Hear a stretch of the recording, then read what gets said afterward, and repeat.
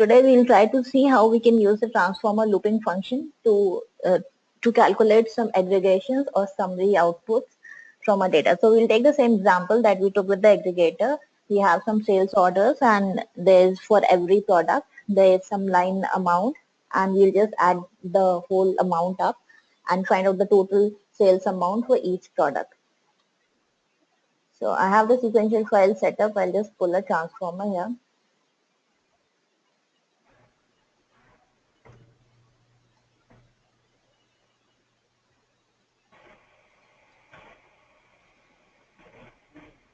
Take an output link out of the transformer. Okay.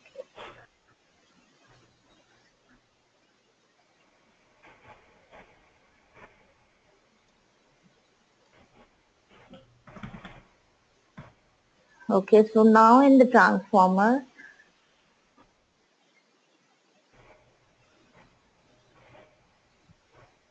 we have all these input columns, the same as we took in our last example with the aggregator. So we'll be summing up the line total and we'll be grouping by the product ID.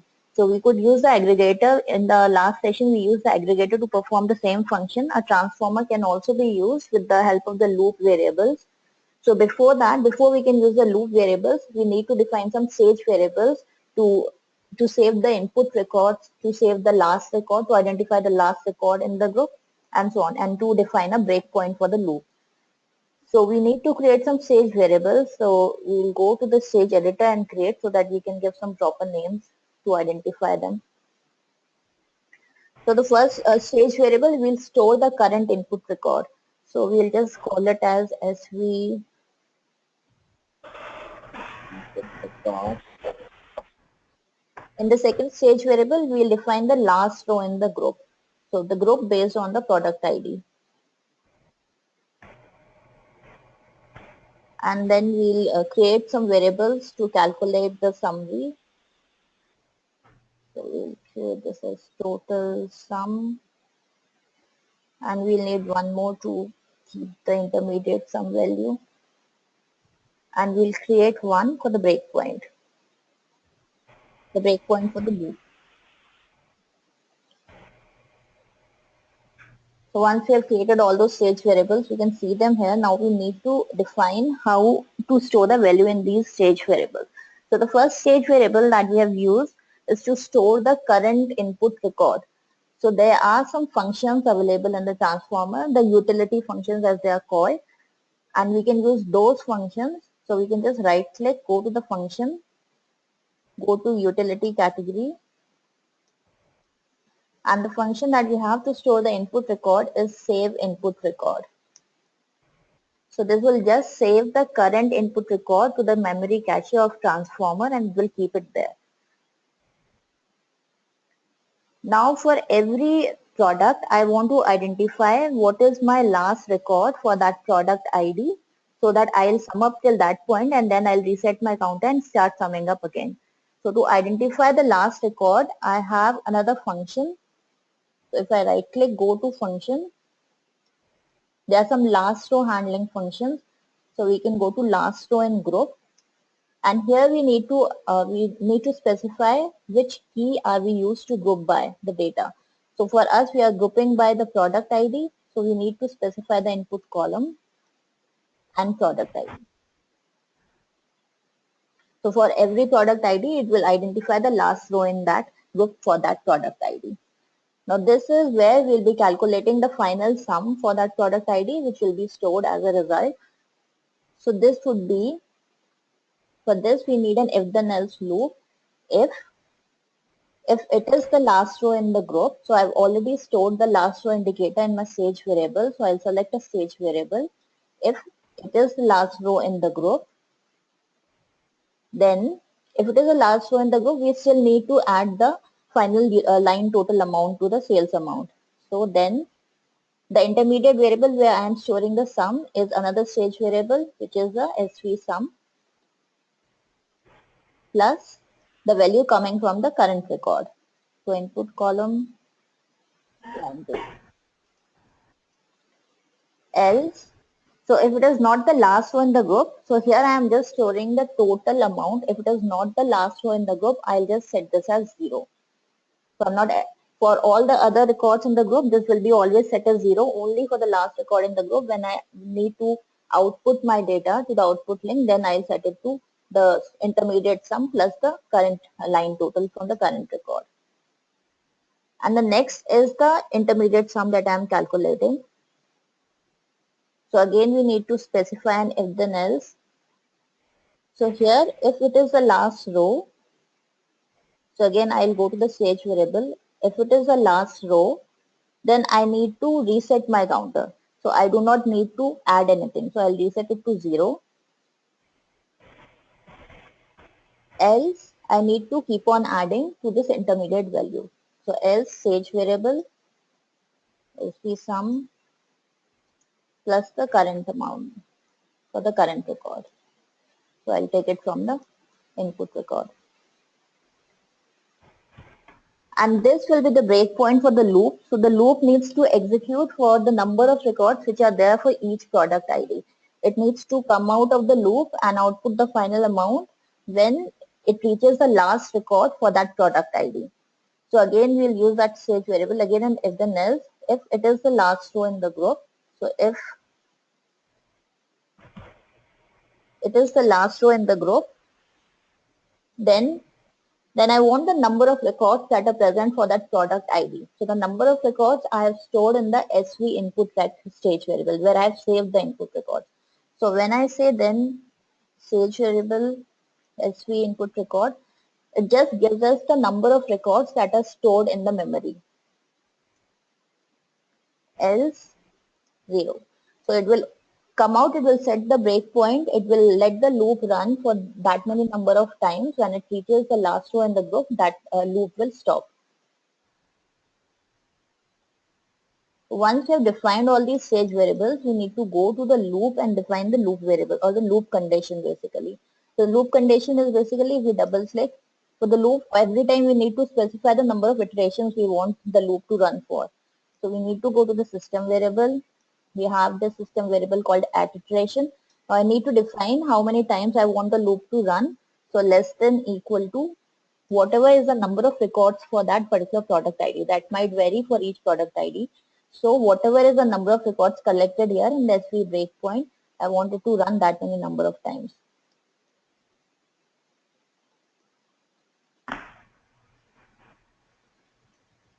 And here I can just define a dummy loop variable and say get saved input record. I can go to function, utility, get saved input record. So this will just give us the final amount, the number of records again. It will give us the current number, the index of the current record. That would actually be the row count of the total number of records for that product ID.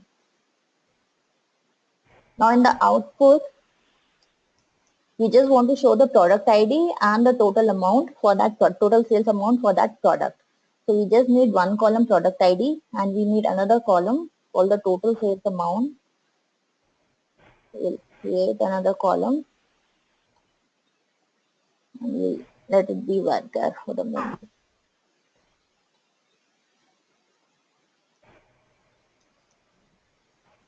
And here I need to map my stage variable where I calculated the total sum. So my stage variable that had the final amount is this SV total sum variable. So I can just go there, double click, right click, select that stage variable, SV total sum.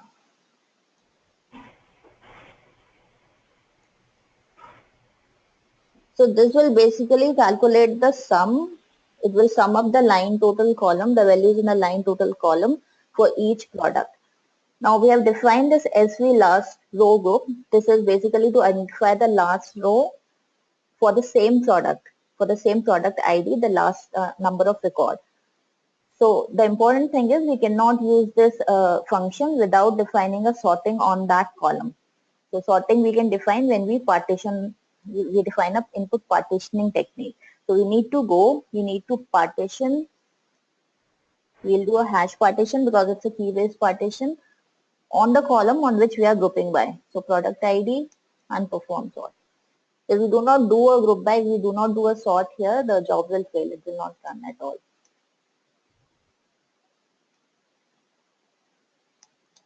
So now when I compile this job and try to run it,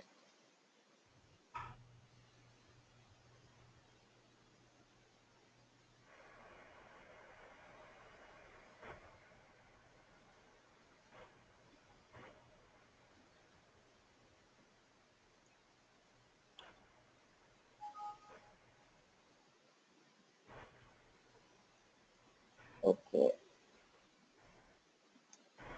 So we again have a compilation error because we have not defined the file name here.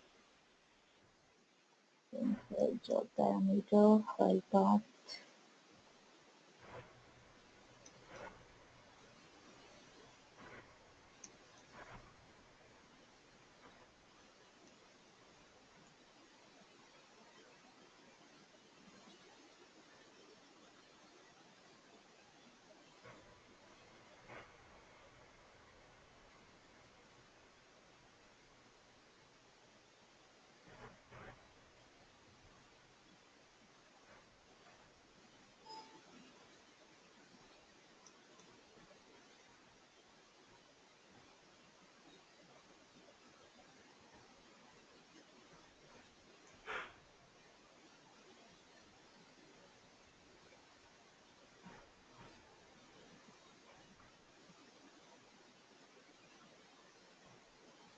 So we can see from the job done statistics themselves that the same amount of records as were available for the input link have passed to the output link. If you just look at that data,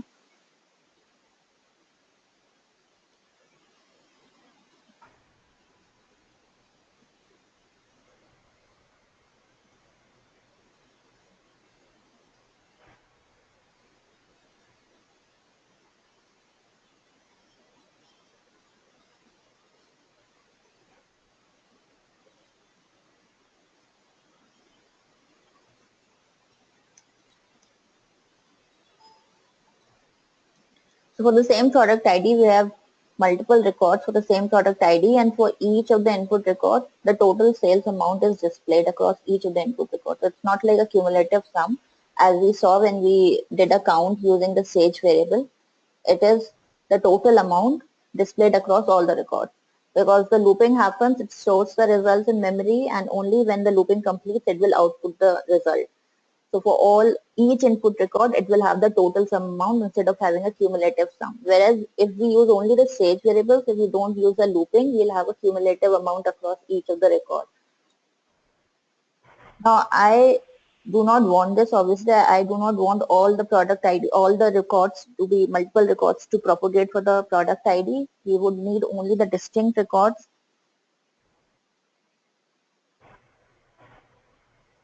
So we can specify a constraint like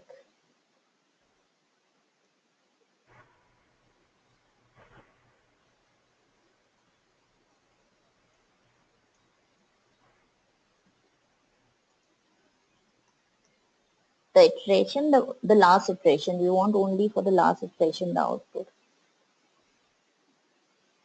for the Sage variable.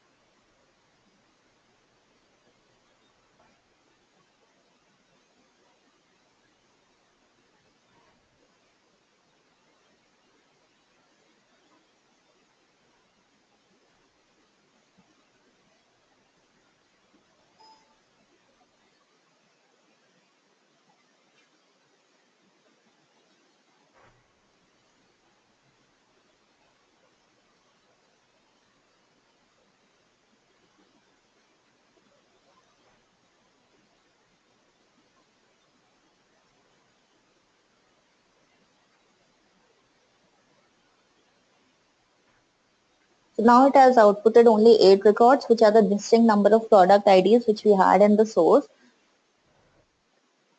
And if we view the data,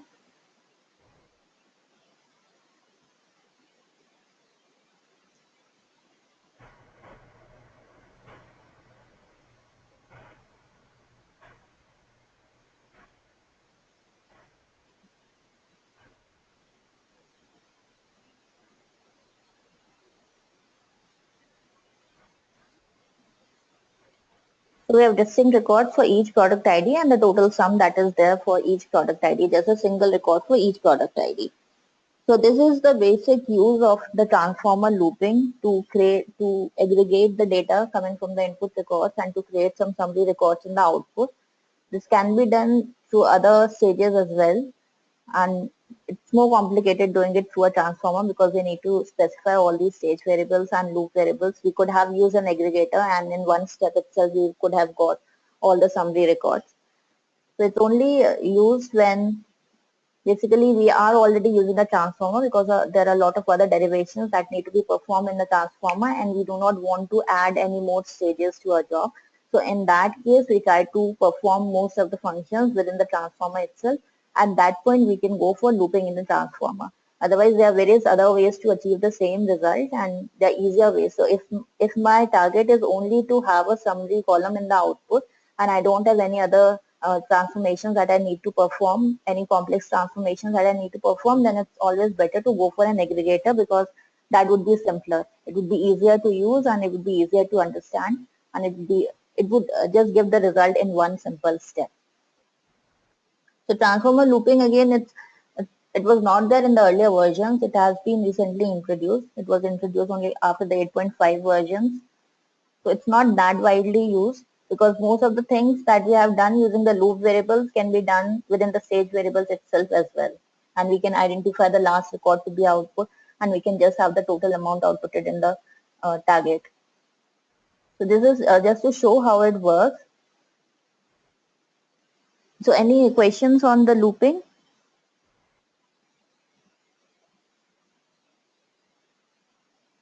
Questions? Okay. So this is basically all about the transformer. The other thing to remember about transformer is that a transformer actually can do all the processing that all these individual processing stages can do. So all kinds of transformations and calculations can be performed within the transformer itself. But if we just have the requirement to perform simple transformations that can be individually performed by these stages, and if there are not too many of those transformations, so there are not going to be too many stages in the job, it is always advisable to go for these stages instead of going for the transformer. And the reason is that all these stages are native stages to data stage. So they are compiled with the data stage native operators. But a transformer is externally compiled through a C++ compiler. So there is extra processing overhead when we use transformer. Therefore, it is one of the datasets best practices not to use too many transformers in the job. Even when we have a need, we need to write some if then else statements, we need to do some trimming and all those kind of functions, and we need to use a transformer, and there are various steps in the job. It is always advised to try to perform all the functions in one transformer or to combine them in as less number of transformers as possible.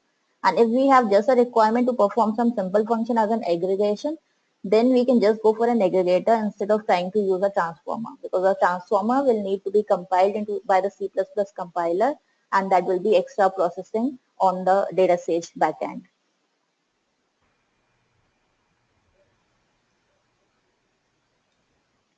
So that is basically all about transformer, all the kind of functions we can use within transformer. Still, it is the most powerful processing stage. And in all practical scenarios, whenever you design a job, you will require a transformer because there would be some derivations which would need to be done to the transformer. So at that time, try to do as many transformations as possible and use lesser number of transformers and try to combine the derivations in as little amount of transformers as possible. So this is all transformer. We have seen the kind of looping that can be done, the derivations, the stage variables, the constraint, all that can be defined in a transformer, and it can also have a reject link. Now next, we can just look at a scenario of a job. So let's just assume that we have a source file, and we want to, now we have a requirement to get a count of all the records in the source file. So it's all the records. There is no key as such. We are not grouping by any column. We have to get what is the total count of records in the source file.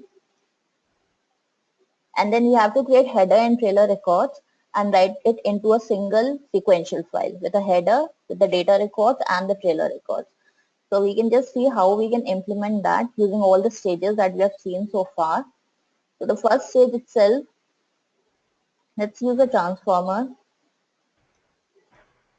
Now here we have no other option, but we'll need to use a transformer.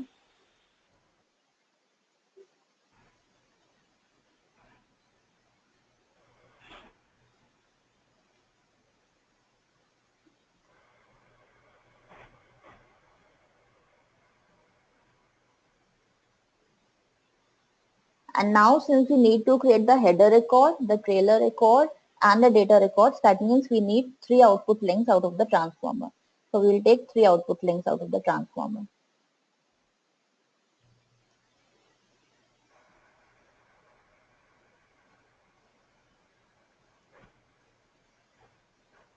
So we'll name them properly so that we can identify them later.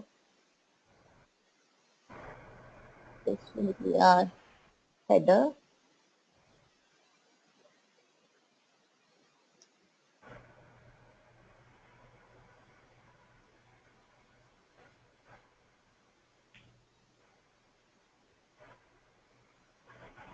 This will be our data records.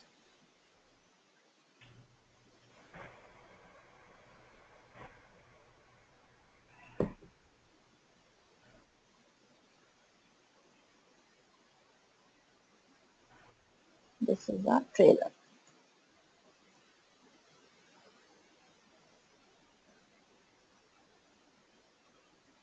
Now what I want in my header record is the file name, the source file name. Data records will be whatever are the records and coming from the input link, all those will be passed as the data records. And in the trailer, I want the count of records that are coming from my sequential file. So again, there are many ways to do this, but we look at this one way.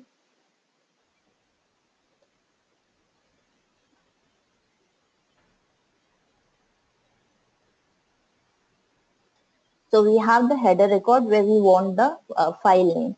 So we'll create a column there and we'll call it just rec, and we'll define the SQL type as var length as 20 and nullability as yes. Now I want the file name. So how can I get the file name of the source file? I've already need to define it as a parameter. So if I have defined it as a job parameter, I can just go to the job parameter and select the file name. So that is for my header. I just need the file name as the header. So I have all the information for the header.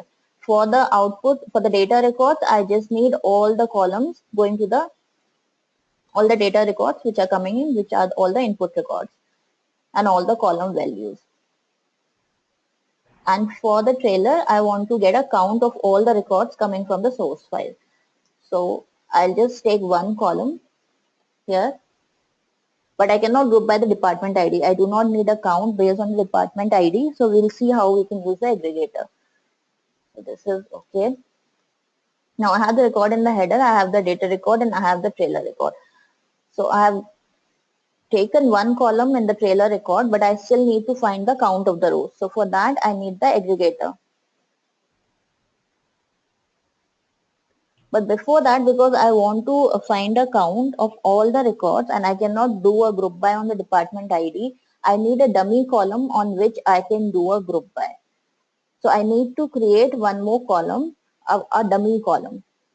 So I can do it in the transformer straight away. I can just go and create a dummy column, but we'll see another stage which can help us to create a dummy column. So again, that is the debug stage. Like the row generator stage we had, there's also a stage called the column generator. And these are debug stages because they help us to generate dummy data for the columns or for the rows for testing purposes. So if we do not have that column, we can just use a column generator. It works the same way like a row generator.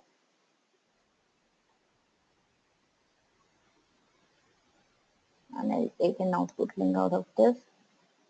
As we click on the column generator, it will ask us that how do we want to generate the column. Explicitly means I will write the name of the columns I want to generate, Or the other way can be a schema file. I can use a schema file that has a metadata defined, so accordingly it will generate the column.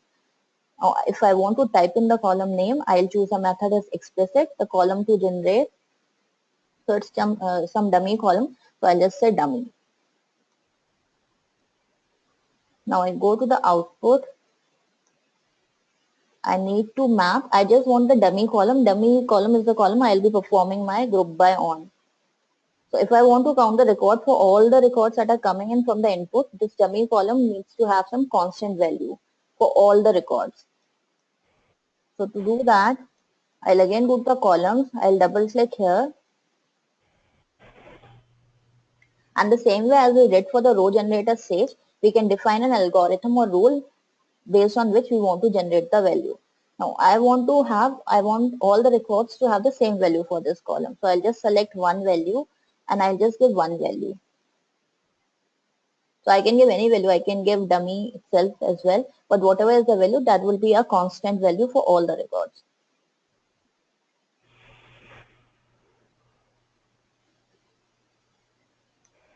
I can say OK. So it will add this dummy column that we have generated, but the number of records would remain the same. Whatever is the number of records coming in as the input for this stage will remain the same. For all those records, it will create one more column and add the value of 1 to that column. Now I can go to the processing category, pull out my aggregator stage.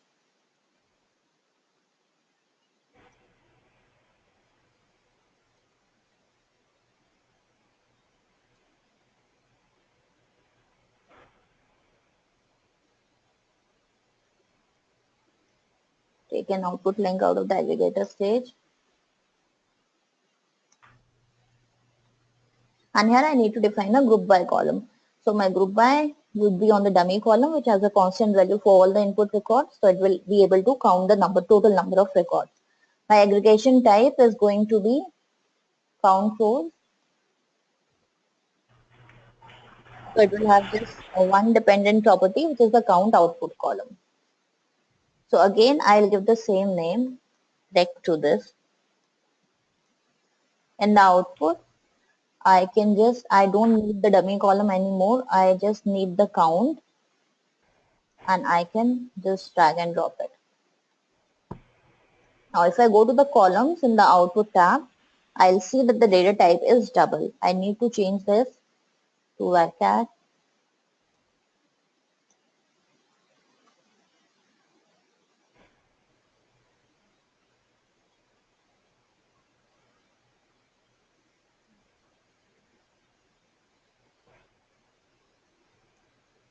And I'll define the nullability as yes. So these kind of implicit conversions can be done in these stages.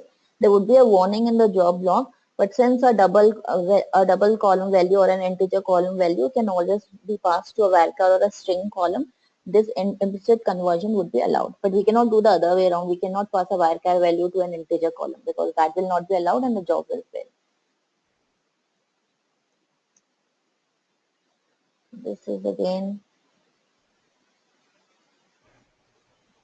we'll rename it.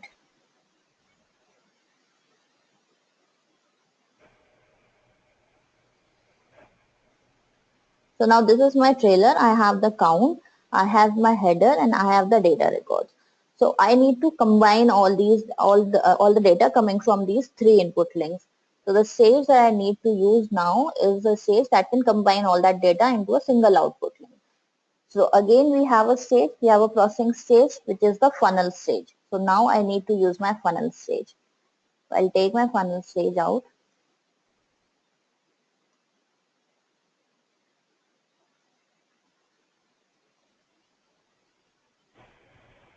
And I'll connect all these input links to the funnel stage.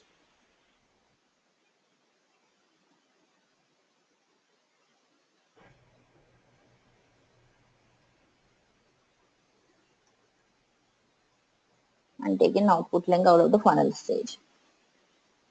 Now funnel stage has a requirement that all the data that is coming to it from all the different input links should have the same metadata. So same metadata means same number of columns, same data type of columns. It should be same, only then it will be able to combine that data coming from the different links and write it into a single output line. So for now, if we just click on the funnel stage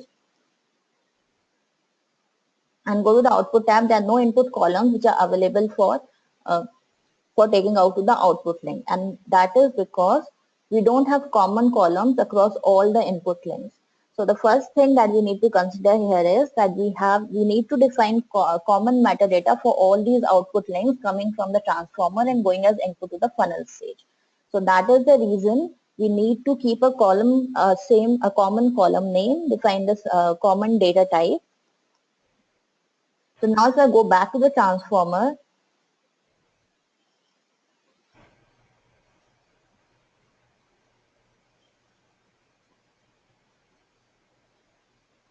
I'll keep the column name as rec for record. I'll keep the column name as rec.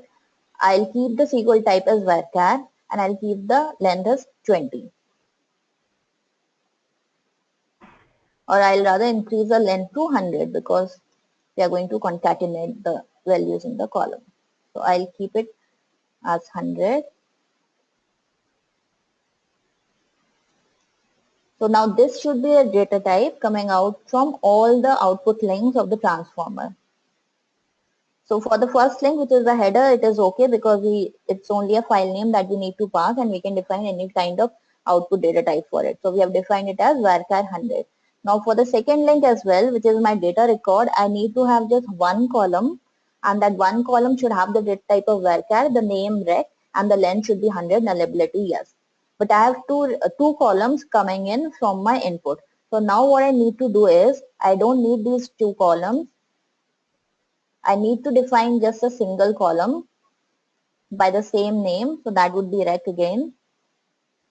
Data type should be varchar. The length should be 100.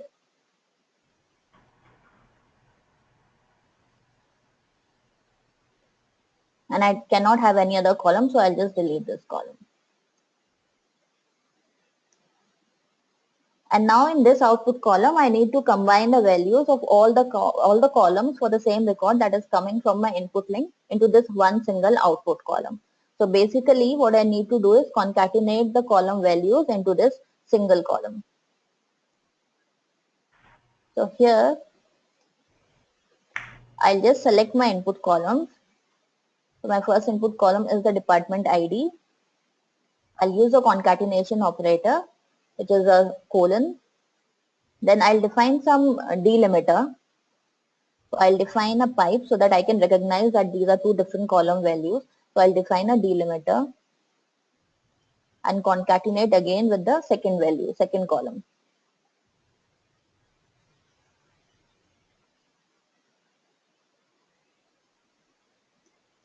And that is the reason we need to define a larger length for the varchar data type so that it will allow us to concatenate all the columns which are available in the input data. So for us, for now, it is only two columns. In other cases, there might be more than two columns. So we need to define a larger length. Now my trailer record is basically, it is not coming out from the transformer directly. It's going through the column generator and the aggregator. So whatever is the output column coming out of the aggregator should be having the same data type because that is the one that is input to the funnel stage. So we'll go to the output, we'll go to the columns and we need to change this length to 100. So now we have data coming out from all the output links of the transformer and the same metadata for all the input links of the funnel. So now if we click on the funnel, we should be able to see the input columns. So there's one input column available now for mapping to the output. So we'll first define an output and we'll define a sequential file.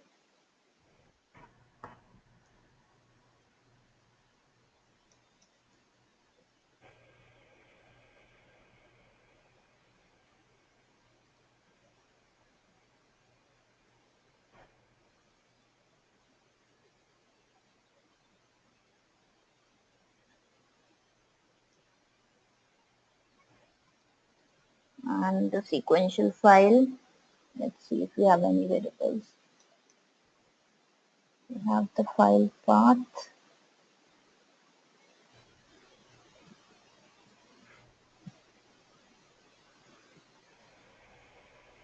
And this is the output file name. Okay, we can leave the mode as override because we don't care about the mode. We'll go to the formatting. We do not want any of this formatting. We have just one single column that we're going to map. There won't be any delimiter specified for writing to the sequential file because I've already specified in that one single column that I've created in the transformer. So I'll just go, I'll say remove all. So it will remove all these properties. So I do not need to define any default values. I can just remove all those properties. And I'll say okay. Now if I run this job,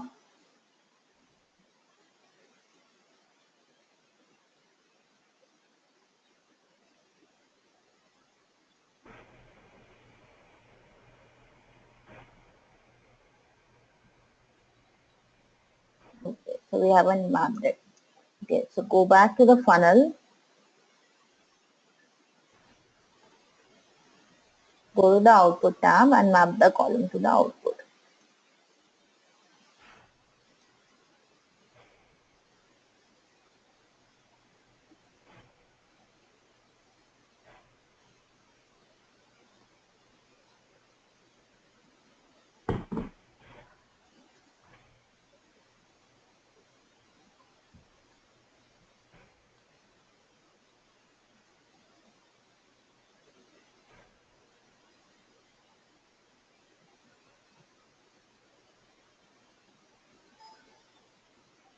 Okay, so now we can run this job.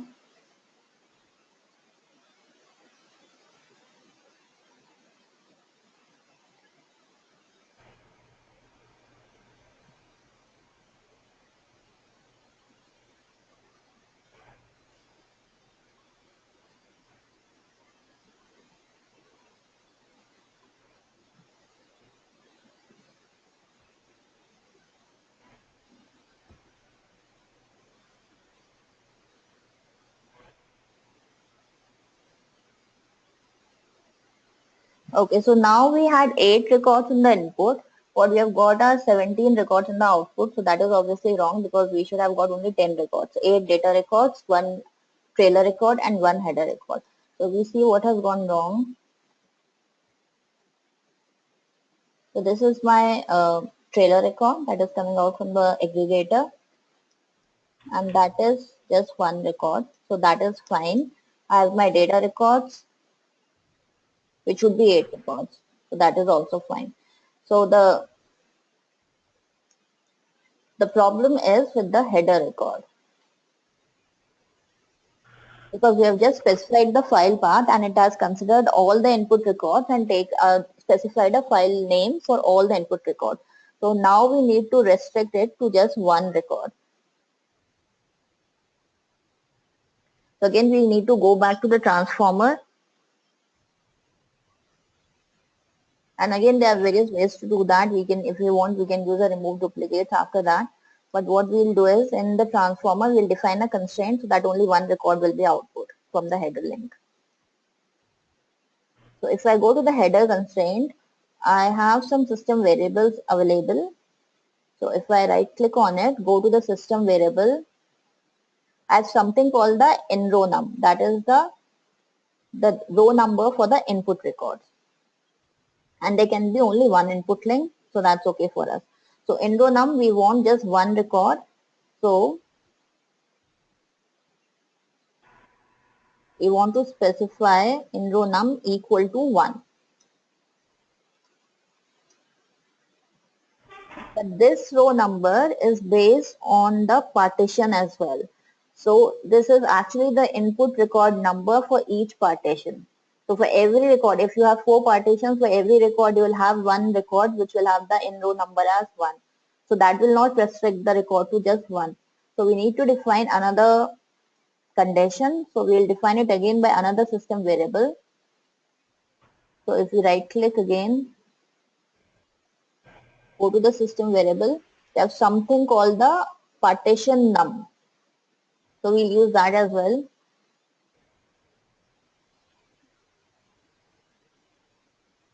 And equal to So even if I don't know how many partitions I have in my configuration, I'll have at least one partition, and the partition numbering always starts with 0.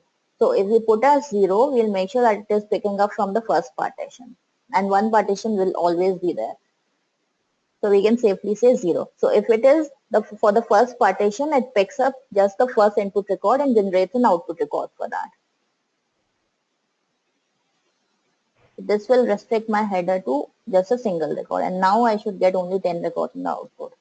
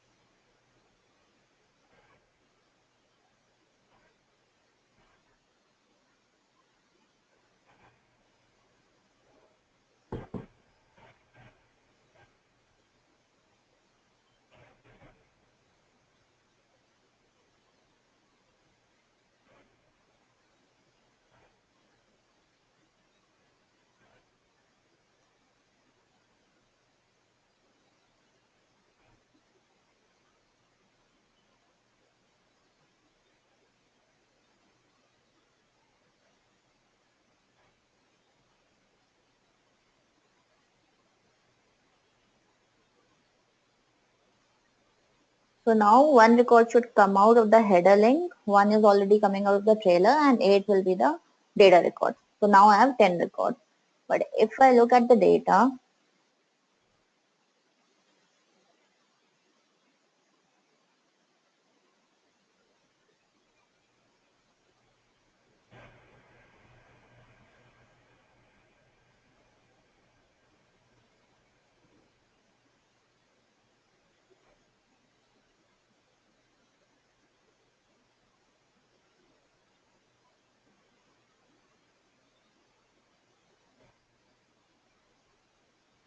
so basically what we're expecting is that the header record should come on top, then the data records will come, and then the trailer record should come.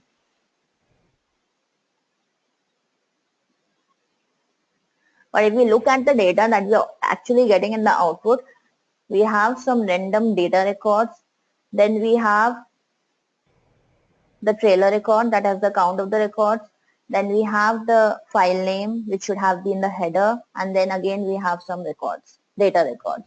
So this has happened because this is a parallel job, so it runs on multiple partitions. And also because while defining the funneling, we did not define explicitly that the data should be combined in a particular order. So for that, we need to be careful. One thing we should always remember when we are trying to generate anything in a sequential order, that it is a parallel job. And even if we say sequence, so if I say sequence here, sequence basically means that it will read the records from the first link, then the second link, and the third link. So if I say sequence here, I need to then be careful about defining my link ordering. So I have to go to the link ordering tab, define which is my first link. Now, in this case, by default, the header link has become the last link. I do not want that. I want it to be the first link. So I have to take it to the top.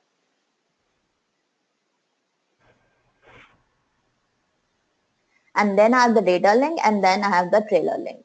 So that is okay. That is the order I want it in. And I have defined the property. In the property, I have defined the funnel mode as sequence.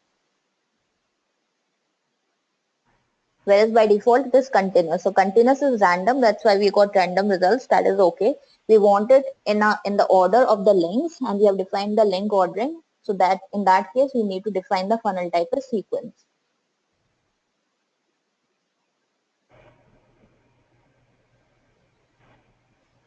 So even if in this case we run the job, we'll again get the data in some random order, and that is because this sequence would be followed within a partition. So for a partition, it will read the records from the first link for one partition, then another link, then another link, and randomly it will read records for the second partition. But we want the whole data to be sequential, irrespective of the partition. So in that case, we need to go to the Sage Advanced tab.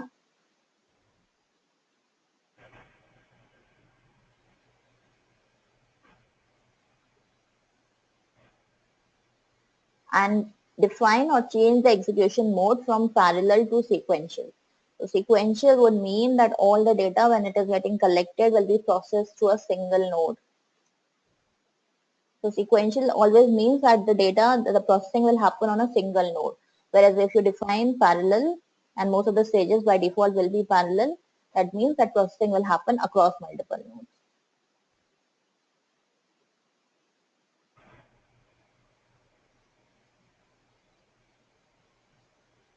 You can just say okay, and you can run the job.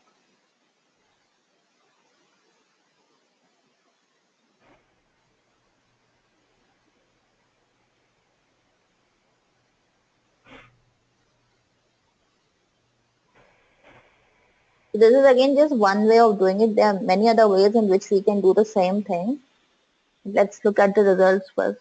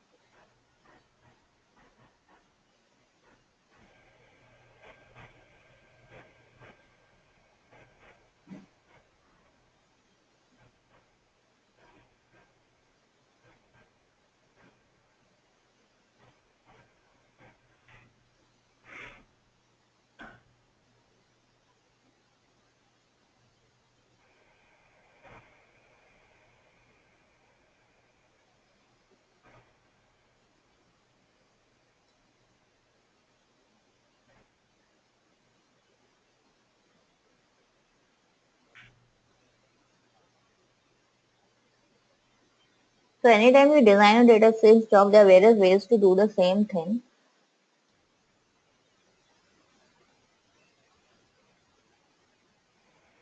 So in this job itself, we did not need the column generator stage at all because we could have generated the dummy column within the transformer itself.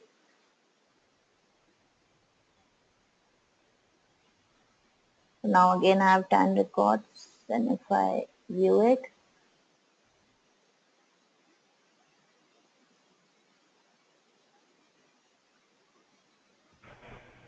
and looking at these icons also, we can see that the data has been collected. So it's flowing sequentially through the funnel. It's coming from multiple links, multiple partitions, and getting collected when it's flowing through the funnel.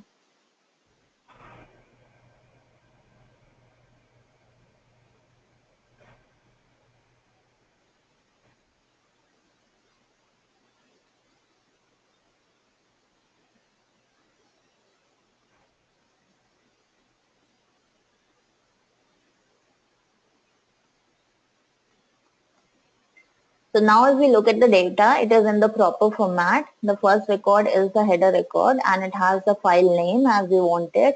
The other records are the data records and they are concatenated, the department ID and the department name concatenated with a pipe as we defined in the derivation in the transformer, and the last record is the record count.